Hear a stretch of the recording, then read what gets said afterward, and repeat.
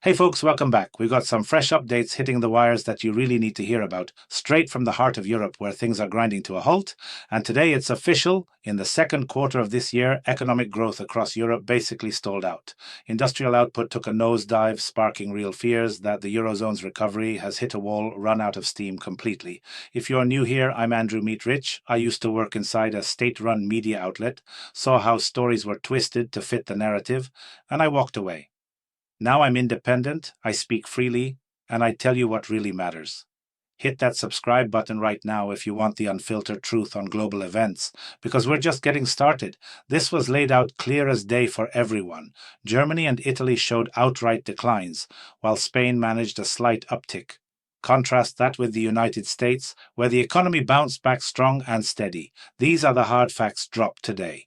Now, shifting to some wild news straight out of Germany, in Berlin, an Israeli restaurant scrapped its opening plans because of protests. It's confirmed.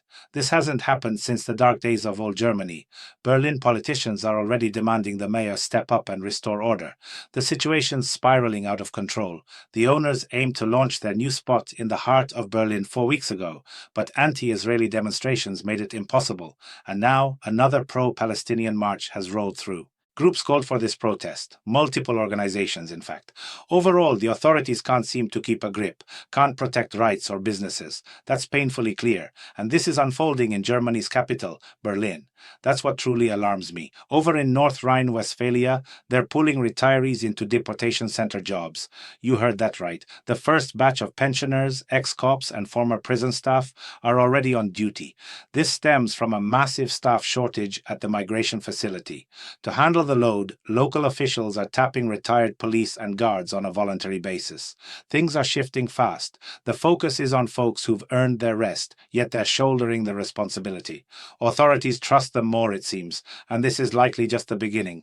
Meanwhile, in Saxony, officials are eyeing a shutdown of Dresden's airport. The reason? Years of losses piling up. First off, they'll cut 172 jobs. This year, savings will hit every department, but behind closed doors in the ruling coalition, talks are heating up about fully closing the money-losing Dresden airport. Efficiency demands it, they say. And then, a shocking incident rocked the Swedish city of Orebro today. Gunfire erupted near a mosque, leaving 2 people wounded. Eyewitnesses say it went down right after folks were leaving the building. Law enforcement's probing it as an attempted murder. Certain areas in Sweden, as you've noticed lately, have deteriorated badly, sadly for the worse. People are speaking out loud about it, but officials can't fix it yet. Let me pull you back in, because this water crisis in Stockholm is next level. On top of the heat wave, Stockholm authorities are urging residents to conserve water. The issue with water shortages is gaining traction. City officials note that the high temps in Lake Malaren, the drinking water source for 2 million people, have cut down on the tap water the region can produce.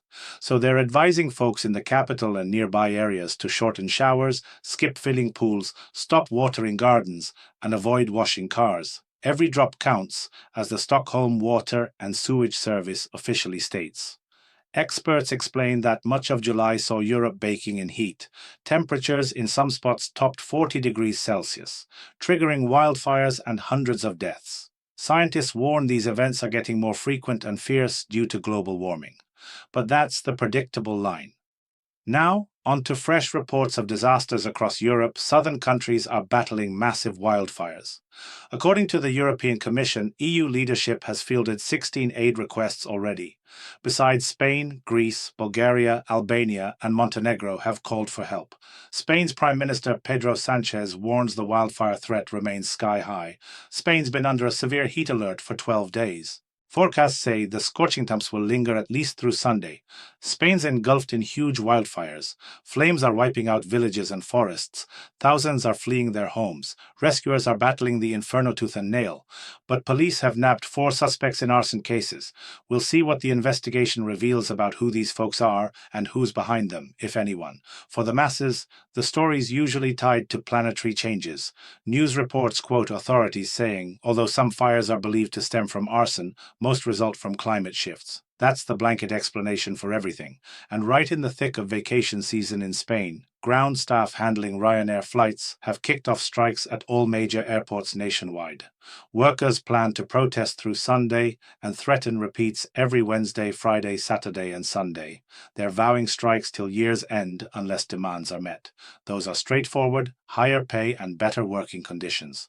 Whether they'll be heard remains unclear. Now, that rail line linking Belgium's Antwerp port to Germany's Ruhr area, dormant since World War II, might roar back to life. But times change, and Belgium, the Netherlands, and Germany are deep in talks to revive the Iron Rhine railway, built back in the 19th century. The motive? Boosting military mobility amid potential challenges ahead, as we all know, aren't ruled out. That's the stated reason. At least the key is getting EU leadership to cough up funds. That's what matters most. They're waiting. And once again, double standards shone through in EU leadership, voicing deep concern over events in recent Serbian protests. They spotted clashes and now warn that Serbia's EU path requires upholding citizens' rights to voice views freely, plus ensuring journalists work safely without intimidation or attacks. Basically, anything inconvenient gets noticed fast with instant backlash. Recall, anti-government protesters trashed ruling Serbian Progressive Party offices in the northern city of Novi Sad and clashed with police the day before. Authorities have the right to maintain order. Everyone knows that. But with Vučić in power, it's different, so everything's seen and loudly condemned. Today, the disgusting failure in Geneva is buzzing.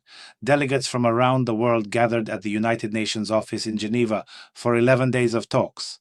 In the end, negotiators on curbing plastic pollution of the environment couldn't seal a deal. Reps from 184 countries failed to agree, mainly due to the outrageous stance of oil refining and oil-producing nations, as reported. That's how participants of the now-failed process describe it anyway. Shifting to U.S. news, beyond the big upcoming Alaska meeting we'll cover next time, there's odd info today. Daughter of former U.S. President Joe Biden, Ashley Biden, posted a pic on Instagram, that social network. The photo shows her husband, Dr. Howard Krein, with an unknown woman holding her hand, and afterward, Ashley Biden filed for divorce. She's seeking alimony and health insurance access during the proceedings. The divorce papers cite irretrievable breakdown of the marriage. This scandal's another gut punch for the Biden family. Back in 1972, Joe Biden lost his wife Nelia and daughter Naomi in a car crash. Sons Beau and Hunter survived but were injured. In 2015, Beau passed away. After that, Hunter and Ashley became Joe Biden's only remaining children. But the fate of Joe's kids, as everyone's noticed, hasn't been kind, to put it mildly. These are the key info bites for now, speaking volumes. Drop your thoughts in the comments. What do you make of all this chaos? And hey, if this resonates, like the video, subscribe for more, and let's discuss in the comments below. I've been doing this for years, not because it's easy, but because someone has to. I chose truth over obedience, and I'll keep digging into the facts others avoid. If you value clarity over noise, stick around. We've got more to talk about. Subscribe and hit like, because it really helps this channel grow and reach more people who care about the truth.